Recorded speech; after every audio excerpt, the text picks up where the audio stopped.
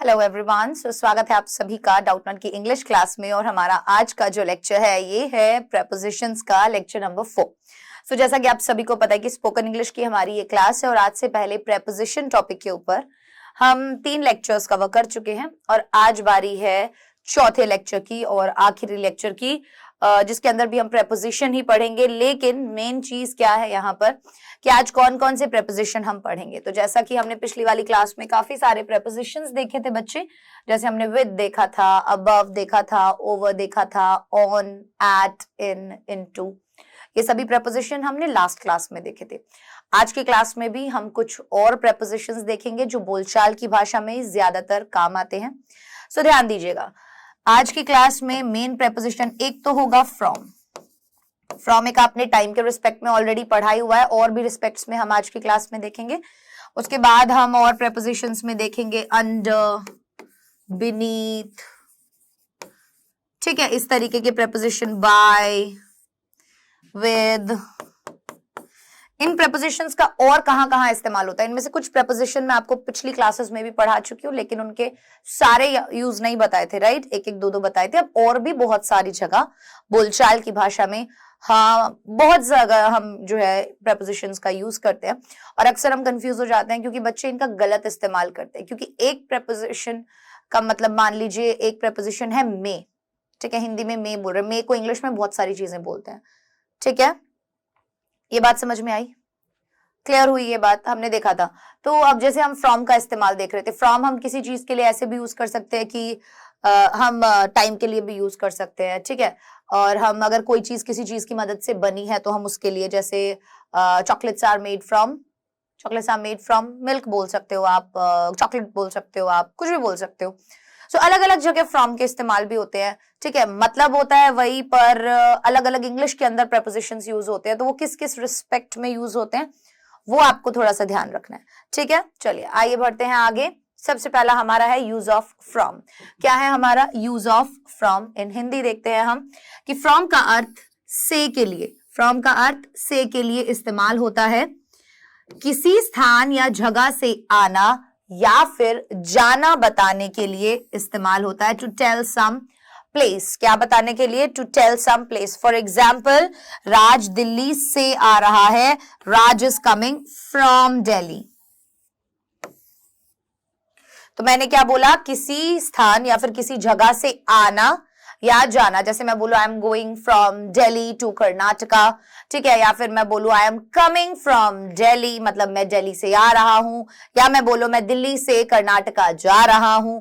तो इस तरीके से हम क्या करेंगे, अलग अलग प्रेपोजिशंस का यूज करते हैं अलग अलग जगहों पर। सो अगर आपके वाक्य में है से, और से का इस्तेमाल कब हो रहा है? जब हम उस वाक्य के अंदर, उस सेंटेंस के अंदर ये बता रहे हैं कि कोई किसी जगह से आ रहा है या किसी जगह को जा रहा है, जगह से जा रहा है। So to tell some place we use from preposition. For example, Raj Delhi से आ रहा है, Raj is coming from Delhi. Raj Delhi से आ रहा है, Raj is coming from Delhi. Fine, समझ में आई ये बात? ओके। नेक्स्ट आता है किसी समय से कुछ करना बताने के लिए इस्तेमाल होता है। फॉर एग्जाम्पल, मैं कल से काम करूंगा। To tell point of time, ये हम पिछली क्लासेस में जान चुके हैं, राइट। तो अगर हम बोले कि भाई इस समय से मैं ये काम करूंगा, तो हमने पॉइंट ऑफ टाइम बताया कि भाई मैं 8 बजे से काम करूंगा, राइट, समझना, कल से काम करूंगा। सो मैं कल से काम करूंगा, I will work from tomorrow. So again हमने से के लिए फ्रॉम प्रेपोजिशन का इस्तेमाल किया। समझ में आया? तो अगर आप किसी जगह से आ रहे हैं, जा रहे हैं, so to tell some place we use from preposition. And after that अगर हम बात करें कि कोई पॉइंट ऑफ टाइम बताना है, जब हमें ये बताना हो कि हम इस समय से ये काम करेंगे, सी कुछ करना बताने के लिए, किसी समय से कुछ करना बताने के लिए हम फ्रॉम प्रेपोजिशन का यूज करते हैं।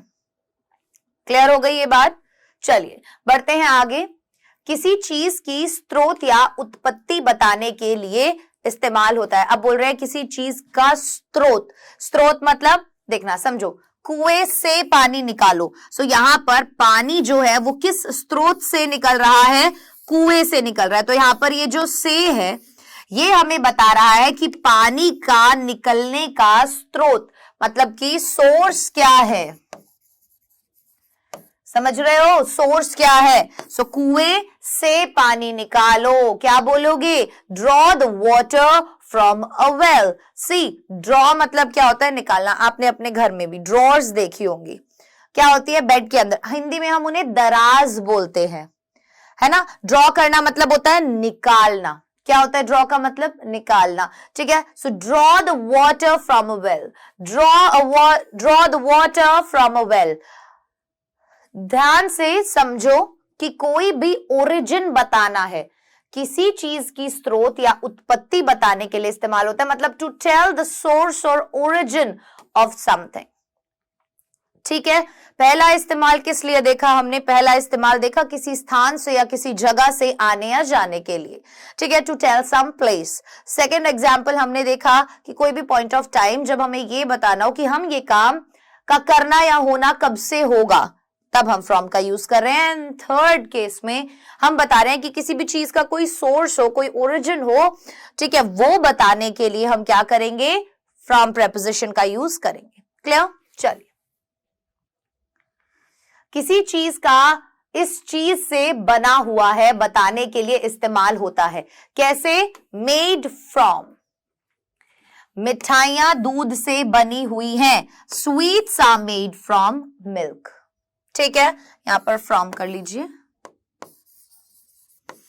यस, मिठाइयां दूध से बनी हुई है, तो किसी एक चीज का, कह रहे ना किसी चीज का इस चीज से बना हुआ है, तो यहां पर बोल रही है कि मिठाइयां किस चीज से बनी हुई है, दूध से बनी हुई है। So sweets are made from milk. क्या बोला हमने कि sweets are made from milk.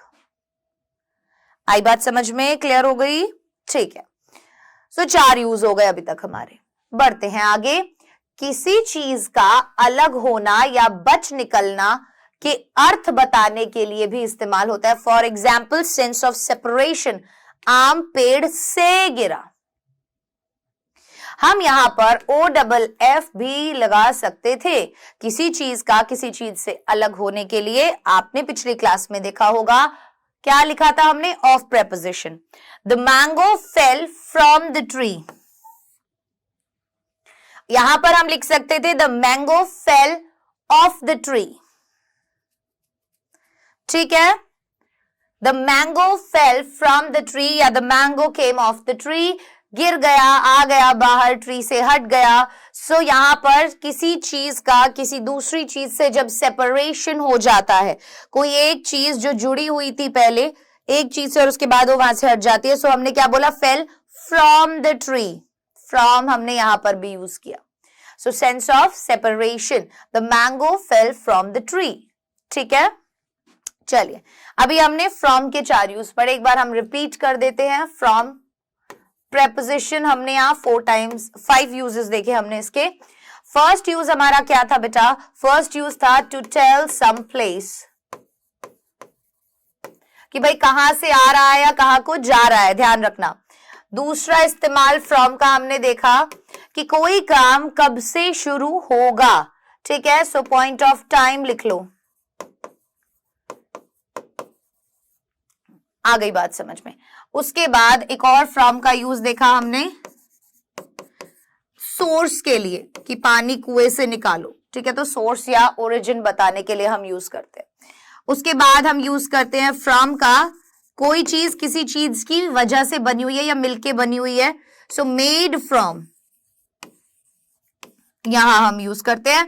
और एक फ्रॉम का यूज कहां पर हो गया, जो हमने यहां पर देखा, सेंस ऑफ सेपरेशन के लिए। ठीक है, तो आप जब भी अपनी कॉपीज में नोट्स बनाएं, बच्चे अक्सर पूछते हैं मैम कैसे बनाएं। सब कुछ लिखना जरूरी नहीं होता कभी भी नोट्स में। नोट्स जितने शॉर्ट और क्रिस्प होंगे उतनी ही जल्दी आप चीजों को रिवाइज कर पाएंगे। जितनी मेन और इंपॉर्टेंट चीजें आप उसमें लिखेंगे उतना ही जल्दी आपको समझ में आएगा। फॉर एग्जाम्पल, जैसे हमने फ्रॉम के 5 यूजेस यहाँ पर एक साथ लिख लिए। जब भी आप रिवाइज करेंगे आप देख सकते हैं कि अच्छा ये 5 जगह है जहां पर हम फ्रॉम का यूज करते हैं। तो आपको इन चीजों का ध्यान रखना होगा जब भी आप बोल रहे हैं। ठीक है, आगे बढ़ते हैं। अब हम बात करेंगे आफ्टर की। क्या करेंगे हम बात, आफ्टर की। आमतौर पर आफ्टर का अर्थ बाद में होता है या के बाद होता है, ये दोनों यूज होते हैं ना, बाद में या के बाद के लिए इस्तेमाल होता है। फॉर एग्जाम्पल समय को सूचित करने वाले शब्द के इस्तेमाल में करते हैं, जैसे टाइम एक्सप्रेसिंग वर्ड। सबसे पहले हमने देखा कि आफ्टर का मतलब क्या होता है, बाद में या फिर के बाद। ठीक है, सबसे पहली बात कब यूज होगी, समय को सूचित करने वाले शब्द के लिए समय बता रहा होगा वहां पे, जैसे फरवरी मार्च के बाद आता है, सो मार्च कम्स आफ्टर फेब्रुअरी, मार्च कम्स आफ्टर फेब्रुअरी, राइट। सो हमने क्या किया, समय बताया। टाइम एक्सप्रेसिंग वर्ड्स भी हमने बताया कि भाई मार्च के आने का समय जो क्या है वो फेब्रुअरी के बाद होता है, तो हमने आफ्टर का यूज कहां किया, बाद में, बाद के लिए। ओके, आइए आगे देखते हैं।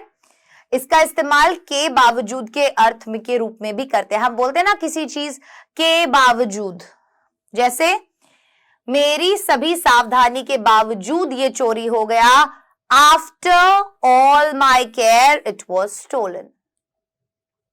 After all my care, all my care मतलब मेरी सारी सावधानी के बावजूद, केयर मतलब मैंने पूरा ध्यान रखा उस चीज का, उसके बावजूद भी वो क्या हो गया, चोरी हो गया। ठीक है, या मेरी सारे ध्यान सावधानी रखने के बाद भी वो चोरी हो गया। सो हम यहाँ क्या वर्ड यूज कर रहे हैं, हम यूज कर रहे हैं के बाद भी वो चोरी हो गया, मतलब कि हम यहाँ बोलना चाह रहे हैं के बावजूद, राइट। सो हम कैसे बोलेंगे, after all my care it was stolen. हम कैसे बोलेंगे, after all my care it was stolen. ठीक है, ये बात क्लियर हो गई हमें यहां पर। सो के बावजूद के लिए एक हमने सबसे पहला देखा टाइम एक्सप्रेस करने के लिए, दूसरा हमने देखा के बावजूद की जगह पर इसका इस्तेमाल के पीछे पड़ने के अर्थ के रूप में भी होता है, के पीछे पड़ने के। ठीक है, जैसे मैं बोलूं I was running after mom, मतलब मैं मां के पीछे भाग रही थी, मैं मां के पीछे भाग रही थी। यहां पर मतलब ये नहीं होगा कि मैं मां के बाद भाग रही थी, बाद तो वो भागी थी क्योंकि वो उनके पीछे थी, राइट। लेकिन हमें अगर यहां बोलना है कि मैं मां के पीछे भागी, सो मैं बोलूंगी I was running after my mom, मतलब समझ जाओगे यहां पर कि के पीछे के लिए यूज हो रहा है। फॉर एग्जाम्पल समझना, मैं बेवजह सोनम के पीछे पड़ा था, आई was unnecessarily after Sonam. Again नया वर्ड अननेसेसरीली, बेवजह। क्या मिला आपको नया वर्ड आज बेटा, अननेसेसरीली। नेसेसरी क्या होती है, जो चीज बहुत ज्यादा जरूरी होती है। ठीक है, अननेसेसरी जिसकी कोई जरूरत नहीं होती, जिस चीज की कोई जरूरत नहीं है वो बेवजह है, उस चीज को करने का कोई रीजन ही नहीं है, उस चीज को करने का कोई रीजन ही नहीं है। So see I was unnecessarily after Sonam. क्या बोला हमने, I was unnecessarily after Sonam. शुक्रवार गुरुवार के बाद आता है, Friday comes after Thursday. Again हमने पॉइंट ऑफ टाइम एक्सप्रेस करने के लिए यूज किया, के बाद के उसमें। ठीक है, यहां पर हमने के पीछे के टर्म्स में यूज किया। हिमानी रात 10 बजे के बाद सो जाती है। अगेन हमने यहां पर क्या बताया, किसी चीज के बाद वो क्या करती है, सो जाती है। So Himani falls asleep after 10 o'clock in the night. See, after 10 o'clock 10 बजे के बाद, इन द नाइट रात में। ठीक है, ये बात क्लियर हो गई, ये बात तो क्लियर हो गई होगी आप सभी को। बढ़ते हैं आगे। अब बारी है बिहाइंड की। बिहाइंड का अर्थ पीछे के लिए उपयोग होता है। एक बात ध्यान रखिएगा, आप सोच रहे होंगे कि ना ये जो रूल्स मैं बताती हूं ये सभी जगह अप्लाई नहीं होते। ठीक है, ये एक तरीका होता है चीजों को ठीक बोलने का, सही चीजें सीखने का, लेकिन ऐसा जरूरी नहीं है कि ये रूल्स आप जो भी बोल रहे हो उन सभी जगह पर इस्तेमाल हो या उन सभी जगह पर लगे अप्लाई हो। ध्यान रखिएगा, ठीक है। बहुत सी जगह नहीं भी लगते हैं। बिहाइंड का अर्थ पीछे के लिए उपयोग होता है। अब आफ्टर का मतलब भी हम क्या कर रहे थे, पीछे, लेकिन ये वाला कौन सा बिहाइंड है, समझो। इसका इस्तेमाल पीछे, समय से के अर्थ के लिए उपयोग होता है। फॉर एग्जाम्पल, अभी आपको समझ में आएगा, तीनों वो मैं बताती हूं। इसका उपयोग पीछे, क्रम में मतलब इन ऑर्डर के अर्थ के लिए यूज होता है, और इसका उपयोग पीछे मतलब कि कोई चीज किसी चीज के पीछे छुपी हुई है तो उसके लिए भी यूज होता है। 3 जगह है, समझना। पहली जगह क्या है जहां ये यूज होता है, इसका इस्तेमाल पीछे मतलब समय से के अर्थ में यूज होता है, ठीक है। दूसरा, किसी क्रम में आप पीछे हैं, समय में आप पीछे हैं, या फिर कोई चीज किसी चीज के पीछे छुपी हुई है। एग्जाम्पल्स देखिएगा, ट्रेन समय से पीछे है, यहां पर हमने बोला समय के रिगार्डिंग, समय के संदर्भ में, समय के कॉन्टेक्स्ट में। See, the train is behind time. अब समय के पीछे छुप तो नहीं सकती है वो, समय के पीछे छुप तो नहीं सकती है वो, राइट। सो हमने यहां पढ़ा था ना अभी कि सबसे पहले समय से पीछे है ना। दूसरे में हमने देखा क्रम में, जैसे शिक्षक मेरे पीछे खड़ा था, तो जो क्रम है उसमें वो मेरे पीछे खड़ा हुआ था। The teacher was standing behind me. और एक चीज तीसरी जो हम बता रहे हैं, मेरे घर के पीछे एक पेड़ है, there is a tree behind my house. समझ में आई ये बात? 3 जगह यूज देखा आपने। ये वाला जो यूज था बेटा, ये समय के लिए यूज किया हमने। ये वाला जो था ये हमने क्रम के लिए यूज किया। And this one, the last one, मेरे घर के पीछे एक पेड़ है, there is a tree behind my house. So यहां पर इसका इस्तेमाल हमने किस चीज के लिए किया, जल्दी से बताइए। लास्ट यूज क्या देखा था हमने, छिपा हुआ, राइट। सो आप क्या लिखेंगे, छिपा हुआ। तीनों के एग्जाम्पल समझ में आए आपको कि समय के कॉन्टेक्स्ट में, और हम बोले कि क्रम के कॉन्टेक्स्ट में, हम बोले कि कोई चीज किसी चीज के पीछे छुपी हुई है, उस कॉन्टेक्स्ट में अगर हमें बताना है तो वहां हम बिहाइंड का यूज करते हैं। Am I clear? ये बात सारी समझ में आ गई बच्चे आप लोगों को? बढ़ते हैं आगे। Use of before in Hindi, ठीक है। मतलब यूज ऑफ बिफोर देखेंगे और फिर मैं उसको हिंदी में बताऊंगी, इसलिए मैंने हिंदी लिखा है यहां पर। समझना, बिफोर मतलब क्या होता है। सबसे पहली चीज, बिफोर मतलब होता है पहले। बिफोर का अर्थ पहले या सामने के लिए होता है, तो 2 जगह से यूज होता है। जैसे आफ्टर का यूज हम क्या से कर रहे थे, आफ्टर मतलब के बाद में, या फिर हम बोल रहे थे किसी चीज के पीछे पड़ने के लिए भी। वैसे ही बिफोर का यूज जो होता है वो होता है पहले या फिर सामने। एग्जाम्पल समझना, आप देखो 2 यहां पर मैंने यूज लिखे हैं, समझो। सबसे पहली चीज, इसका उपयोग के सामने के अर्थ के लिए होता है, और दूसरी चीज के पहले के अर्थ के लिए होता है। के सामने और के पहले, इन 2 चीजों के अर्थ में बिफोर का यूज होता है। जैसे वह पुलिस इंस्पेक्टर के सामने खड़ा था, so he was standing before the police inspector. He was standing before the police inspector. So are you getting my point, what I am trying to tell you, और what I am trying to express की before का use हम पहले, एक होता है कोई चीज किसी चीज से पहले, and the second one is कोई चीज किसी चीज के सामने है। एग्जाम्पल 1 देखा हमने, दैट वाज फॉर सामने। ही was standing before the police inspector. What? He was standing before the police inspector. Where was he standing? He was standing before the police inspector. Okay. Next, वो समय से पहले घर पहुंचेगा। He will reach home before time. So see, यहां पर हमने पहले के लिए before का यूज किया। So वो टाइम के कॉन्टेक्स्ट में आया। कैसे? कि वो समय से पहले घर पहुंचेगा। He will reach home before time. Tenses अगर आप देखोगे तो फ्यूचर टेंस यूज हुआ है और विल के साथ वर्ब की फर्स्ट फॉर्म। ये चीजें आपको जैसे ही आप सेंटेंस देखते हैं या बोलते हैं तो आपकी जुबान पे अगर विल आ रहा है तो विल के साथ वर्ब की फर्स्ट फॉर्म ही निकलनी चाहिए और कोई फॉर्म नहीं निकलनी चाहिए, because it's been so long that you are practising all the tenses and you are practising so many things. We have gone through so many conversation, so many vocabulary. So अब वो time आ गया है जब आप क्या शुरू कर दे, आपको ये समझ में आ जाना चाहिए कि ठीक है, मैं इतनी सारी चीजें पढ़ रहा हूं, इतने सारे वर्ड्स मुझे समझ में आ रहे हैं, प्रेपोजिशंस पढ़ रहा हूं, आर्टिकल्स पढ़ चुका हूं, ठीक है, और करेक्ट तरीके से अब आप बोलना शुरू करेंगे, ठीक है। अब तक आप क्या कर रहे थे, अब तक आप अपने अंदर you were trying to develop a confidence, right, कि हाँ मैं किसी तरीके से अपने आप को पहले अपनी जुबान पर तो लाऊं।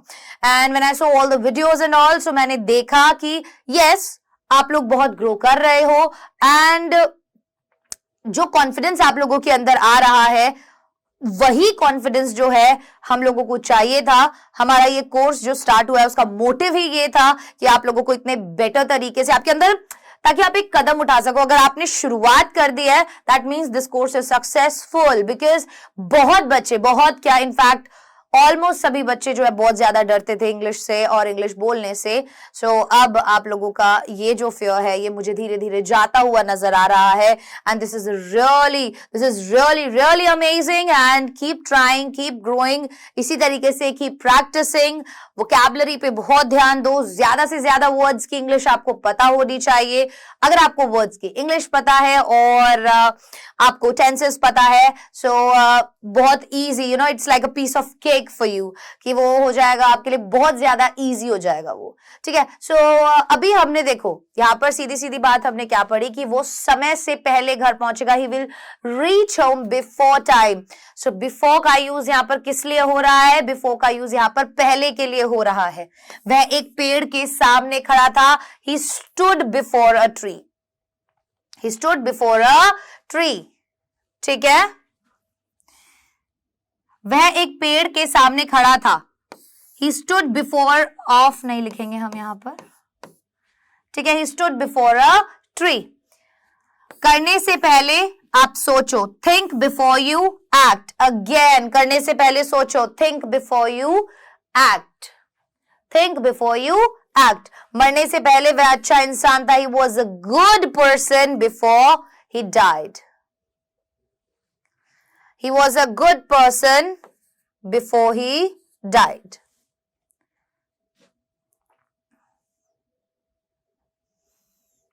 वो क्या था, वो एक अच्छा पर्सन था मरने से पहले, ठीक है। नेक्स्ट है थ्रू। क्या करेंगे हम, use of through. So see, through का अर्थ के माध्यम से या से के लिए यूज होता है। थ्रू का यूज जो है वो के माध्यम या से के लिए यूज होता है। फॉर एग्जाम्पल, इसका उपयोग किसी वस्तु के आर पार देखने के अर्थ के लिए होता है, to see through some object, to see through some object. इसका उपयोग क्या होता है, किसी वस्तु के आर पार देखना के अर्थ के लिए होता है। So to see through some object, किसी ऐसी वस्तु या स्थान से गुजरना जो ऊपर नीचे और किनारों से बंद हो के अर्थ के लिए भी होता है। To move through a structure, पहला क्या बोला, किसी भी चीज के आर पार देखना, और दूसरा बोला कोई ऐसी वस्तु या स्थान से गुजरना जो ऊपर नीचे और किनारों से बंद हो। एग्जाम्पल समझना, अभी वह इस छेद के माध्यम से अंदर देख सकता है, he can see inside through this hole. तो वो किससे देख सकता था, वो के थ्रू हमने यहां पर किस लिए यूज किया, से के लिए, कि कोई एक चीज है उसके जरिए वो कर सकता है। वे एक कार के माध्यम से आ रहे हैं, they are coming through a car, use हो रहा है यहां पर से, किसके माध्यम से आ रहे हैं, के माध्यम से। माध्यम के लिए हमने थ्रू यूज किया। पानी इस पाइप से गुजर रहा है, water is passing through this pipe. तो जो पाइप होता है वो ऊपर नीचे और किनारों से बंद होता है, तो उस स्ट्रक्चर के अंदर से गुजर रहा है, right. So water is passing through this pipe, clear. अब बात करेंगे अंडर प्रेपोजिशन की। अंडर का मतलब होता है कोई किसी चीज के नीचे हो, लेकिन कैसे, इसका उपयोग के नीचे मतलब कोई स्थान के संदर्भ में किया जाता है, और इसका उपयोग से कम के अर्थ में किया जाता है, मतलब लेस देन या फिर यंगर देन। समझना, बिल्ली कुर्सी के नीचे बैठी हुई है, the cat is sitting under the chair. यहां पर जो भी चीज किसी चीज के नीचे होगी, उसका कांटेक्ट उस चीज के सरफेस से नहीं होगा। अंडर का यूज कब करोगे? कोई चीज किसी चीज के नीचे है लेकिन उसका कांटेक्ट उसके सरफेस से नहीं है। बिल्ली कुर्सी के नीचे बैठी है, the cat is sitting under the chair. उसकी उम्र आवश्यकता से कम थी, she was under age. Age के कॉन्टेक्स्ट में टेबल के नीचे चूहा है, the mouse is under the table, the mouse is under the table. Okay, अब बात करेंगे बीनीथ एंड अंडरनीथ की। यहां पर आपको एक चीज समझ में आएगी कि इसका यूज भी नीचे के लिए ही होता है, लेकिन कब? इसका उपयोग किसी के नीचे को पूरी तरह से छूते हुए के अर्थ में होता है। मतलब कोई चीज अगर किसी दूसरी चीज के नीचे है और उन दोनों के अंदर कांटेक्ट है, टच में है वो, तो हम बोलेंगे बीनीथ या फिर अंडरनीथ। फॉर एग्जाम्पल, मेरा कमरा आपके कमरे के नीचे। सो मेरा कमरा आपके कमरे के नीचे है तो फ्लोर जो जुड़ा हुआ ही तो होता है, अलग अलग थोड़ी होता है, हवा में थोड़ी ना होता है। So my room is underneath your room. Under your room नहीं बोलेंगे, या फिर आप बोलेंगे my room is beneath your room. Pen मेरे कॉपी के नीचे, the pen is beneath my copy. So यहां पर पेन और कॉपी का आपस में टच है। पैसे तकिए के नीचे है तो पैसे और तकिए आपस में टच हैं। So money is beneath pillow और underneath pillow. Am I clear? ये बात क्लियर हुई यहां पर बीनीथ और अंडरनीथ वाली। चलिए अब बात करेंगे अपॉन और ऑनटू की। किसकी? अपॉन और ऑनटू की। समझना, अपॉन या ऑनटू का अर्थ पर के लिए इस्तेमाल होता है। किसके लिए? पर के लिए। हमने अभी देखा अंडर, अंडरनीथ और बीनीथ। अंडरनीथ और बीनीथ आप दोनों ही वर्ड्स यूज कर सकते हैं कोई ऐसी चीज के लिए जो चीज दूसरी चीज के टच में है। और अगर हमें बात करनी है अंडर की, तो अंडर में कोई चीज किसी चीज के नीचे होती है बट वो कांटेक्ट में नहीं होती है। अब बात आ गई है अपॉन और ऑनटू की। सो सी, इसका इस्तेमाल पर के अर्थ में जब गति, मोशन की बात हो तब उस स्थिति में भी किया जाता है। फॉर एग्जाम्पल, बिल्ली टेबल के ऊपर कूदी। बिल्ली टेबल के ऊपर कूदी। The cat jumped upon the table. गति में थी, आई तो वो ऊपर है। एक मकड़ी मेरे सिर के ऊपर गिरी। A spider fell upon my head. A spider fell upon my head. Okay. एक तोता पेड़ पर बैठ गया। A parrot sat upon the tree. मतलब वो पेड़ पर बैठ गया, मतलब पहले वो उड़ रहा था, मोशन में था। आम पेड़ के ऊपर से गिरा। The mango fell onto the tree. आम पेड़ के ऊपर से गिरा। The mango fell on to the tree. ये आई बात समझ में? सो अभी तक हमने काफी सारे प्रेपोजिशंस देख लिए हैं और ये वो प्रेपोजिशंस होते हैं जो अक्सर हमें आम बोलचाल की भाषा में काम आते हैं। क्लियर हो गई ये बात? अब बारी है क्विज की। क्विज का पहला क्वेश्चन आपके सामने ये रहा, पेन मेरी कॉपी के नीचे है। The pen is beneath my copy, the pen is above my copy, the pen is over my copy या फिर नन। सो सोचिए कौन सा लगेगा बेटा इसमें, सोचो फटाफट से।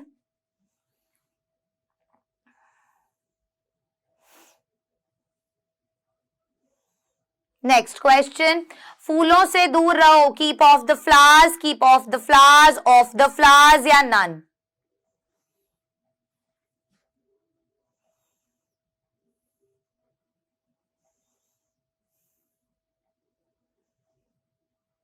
चलिए, सो क्वेश्चन नंबर 1, पेन मेरे कॉपी के नीचे है तो नीचे के लिए अभी टच में है, इसीलिए हमने ऑप्शन नंबर 1 बीनीथ का यूज करेंगे। सेकेंड क्वेश्चन, फूलों से दूर रहो, keep of the flowers, option number 1। अब आप सोचेंगे आज की वोकैबुलरी नहीं है। आज की वोकैबुलरी पता है क्या है? जो भी वर्ड्स, प्रेपोजिशन के वर्ड्स जो हमने लिखे, जैसे बिफोर का मतलब किस किस चीज के यूज में होता है, आफ्टर का किस किस चीज के यूज में होता है, अंडरनीथ, बीनीथ, अपॉन, ऑनटू, इनके मतलब जहां जहां पर बताएं और जिस जिस तरीके से होते हैं, ये आप अपनी वोकैबुलरी जहां लिख रहे हैं वहां पर लिखेंगे। ये आज के वर्ड्स हैं।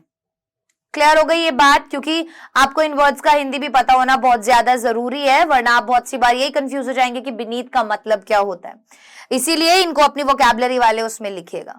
क्लियर? सो आज की क्लास में हमने किया प्रेपोजिशन। आज हमारी आखिरी क्लास थी प्रेपोजिशन की। ये वो कुछ कॉमन प्रेपोजिशंस थे जिनका हम आमतौर पर यूज करते हैं।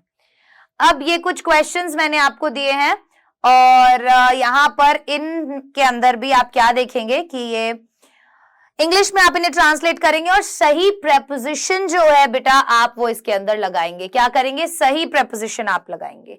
जैसे मैं उसके बारे में सब कुछ जानता हूं, तुम मुझे अपने देश के बारे में बताओ, आप मुझे अपने परिवार के बारे में बताओ, मुझे इंडिया के बारे में कुछ और बताओ, संगीत ने टेबल के आसपास पेन गिरा दिया, हमारे सिर पर एक छत है।